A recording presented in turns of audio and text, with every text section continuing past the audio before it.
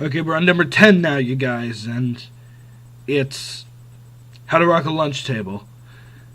And it was actually, if it seems inconsistent with how the broadcast order has been set up. In production order, this was the second episode made. So, if you consider the fact that it was made after Braces and Glasses, after the pilot, it makes a lot more sense. But that's irrelevant regardless, because this episode stunk. Other than a couple parts that worked, it flat out stunk. So here was the plot of the episode. Casey is struggling with the environment that the Gravity 5, that the lunch table Gravity 5 is forced to sit at each day, endures. And it distracts from, well, for her anyways, it distracts from being able to focus on the music, focus on everything else. And she can't stand the fact that the perfs are getting to enjoy the table she picked out when she was the queen of the perfs, the leader. So with that, she plans to take the table away when the time comes. And she makes attempts to do so with all of them failing because Molly is pretty much 2 steps ahead of her each time. You'd think that works, but it doesn't because it's done so bitterly. The only real aspect of it that works is when this almost doesn't work, but the idea of what it and it's just a very small part of it. The idea of, well, not the fact that they go there. She goes there one night, early one morning or something, to get the table, but there are perfs already waiting there, and so then they have a laptop there with Molly doing her yoga, saying, indicating that she's not going to beat her, and so then Casey closes the laptop, and you hear Molly go, "You think that's that easy?" And then the perfs sitting at the table hold up their phones, and Molly's on each of the phones. That's clever. It's enjoyable, but it doesn't add up to anything else.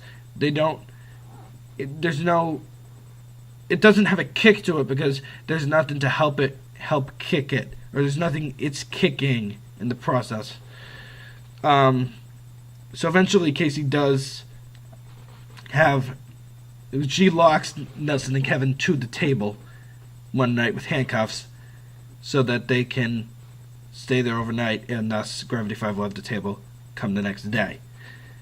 And that works. And they're willing to do it as well because they're looking to the next day because it's pizza day. However, the lazy lunch ladies, they are, one of them's named Ever, and I don't remember the other one's named. Not important.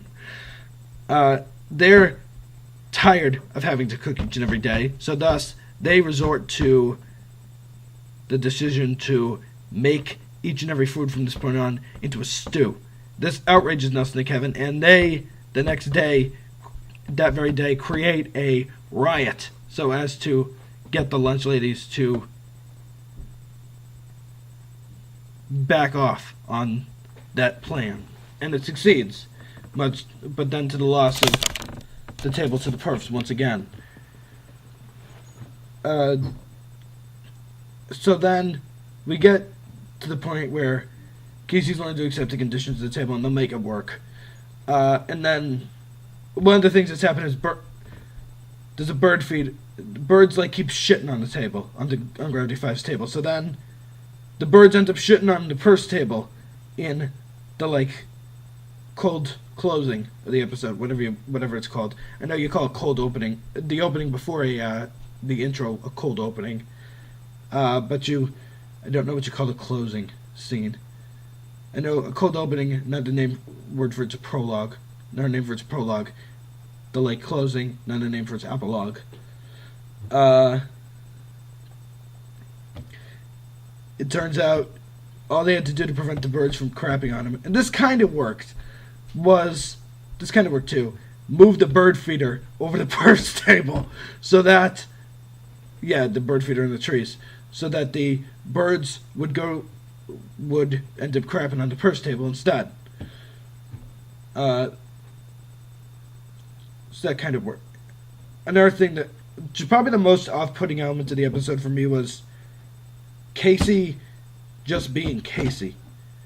The way she's like freaking out and being manic over a freaking lunch table. I mean, yes, at the same time it represented a part of herself she didn't necessarily want to lose. Or rather, like, a perk that she enjoyed. And she's not used to not having the perks that she got when she was with the perfs. Although what I find fascinating is the fact that all of a sudden she's poor just because it seemed like she was a rich girl before. So the idea of her becoming poor when she's no longer a perf, I don't know how that works. And anybody has an explanation to it, maybe you could. I mean, she's still rich, and that matters. It probably pulls weight even if it's not noticed. So it's just not a good episode. And then when they do get to the part about Nelson and Kevin starting to riot, it's done so half-assed. And it's not just half-assed because it's not all that brilliant of a plotline, but at the same time, it's half-assed because of the fact that the characters are not enjoyable characters. Nelson and Kevin. Not in this episode anyway. That it's... I don't want to give it the time of day. Well, the next episode's better, I can say that much. Much, much better. I'll see you guys then.